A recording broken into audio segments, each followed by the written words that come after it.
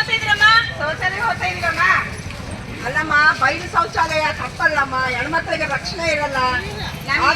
ನಮಗೆ ಮೊದಲಿದ್ದ ಹಂಗೆ ಹೋಗಿ ಅಭ್ಯಾಸ.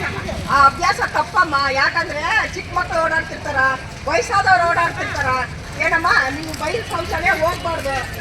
ಹೆಣ್ಮಕ್ಳಿಗೆ ರಕ್ಷಣೆನೂ ಇಲ್ಲ. ನಾನಾ ರೀತಿ ರೋಗಗಳು ಉಂಟಾಗ್ತಾವ, ಕ್ರಿಮಿಕೀಟಗಳು ಹೆಚ್ಚಾಗಿ ಇವಾಗೆ ನಾನಾ ರೋಗಗಳು ಬಂದಾವ. ಅದ್ರಲ್ಲಿ ನೀವು ಹಿಂಗೆ ಮಾಡ್ತೀರಲ್ಲಮ್ಮ. ಹೌದು ಬಿಡಮ್ಮ, ಆ ರೋಗ ಬರ್ತದೆ ಈ ರೋಗ ಬರ್ತದೆ ಕಾಣ್ತೀವಿ ಬಿಡು.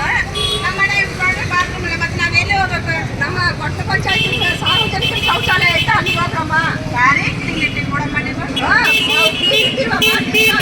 ಎಲ್ಲ ಜಳ ಮಾಡಿ ಕ್ಲೀನ್ ಇಟ್ಟಿವಮ್ಮ. ಒಂದ್ಸಾರಿ ಹೋದ್ರೆ ಗೊತ್ತಾಗ್ತದಮ್ಮ. ಹೌದೇನಮ್ಮ? ಆಯ್ತು ಹೇಳ. ಮತ್ತೆ ಮನೆ ಶೌಚಾಲಯ ಕಟ್ಟಿಗೆದಾಗ ನಾವೇನ್ ಮಾಡ್ಬೇಕು? ನಮ್ಮ ಕೊಟ್ಟ ಪಂಚಾಯತ್ ಆಫೀಸಿಗೆ ಬಂದು ಅರ್ಜಿ ಸಲ್ಲಿಸ್ರಿ. ಸರ್ಕಾರದಿಂದ ಅನುದಾನ ಬರ್ತದೆ, ಅದು ತಗೊಂಡು ನಿಮ್ಮ ಮನೆಗೆ ಶೌಚಾಲಯ ಕಟ್ಟಾರಮ್ಮ. ಆಯ್ತು ಹೇಳಮ್ಮ. ಮನೆಗೆ ಶೌಚಾಲಯ ಕಟ್ಟಿಗೆನಾಕ ಮುನ್ಸಿಪಾಲ್ಟಿಗೆ ಒಂದು ಅರ್ಜಿ ಹಾಕ್ತೀವಿ. ಅಲ್ಲಿವರೆಗೆ ಪಬ್ಲಿಕ್ ಬಾತ್ರೂಮ್ಗೆ ಹೋಗ್ತೀವಿ. ನೀವು ನಮಗೆ ಇದು ಹೆಣ್ಮಕ್ಳಿಗೆ ರಕ್ಷಣೆ ಇಲ್ಲ ಅಂಬೋದು ನಮಗೆ ಗೊತ್ತಿಲ್ಲ. ಇಷ್ಟು ತಿಳಿಸಿಕೊಟ್ಟಿದ್ದಕ್ಕೆ ನಿಮ್ಮ ಮುನ್ಸಿಪಾಲ್ಟಿ ಅವರಿಗೆ ಧನ್ಯವಾದಗಳಮ್ಮ. ನಾವು ನೀವು ಎಲ್ಲರೂ ಕರೆದು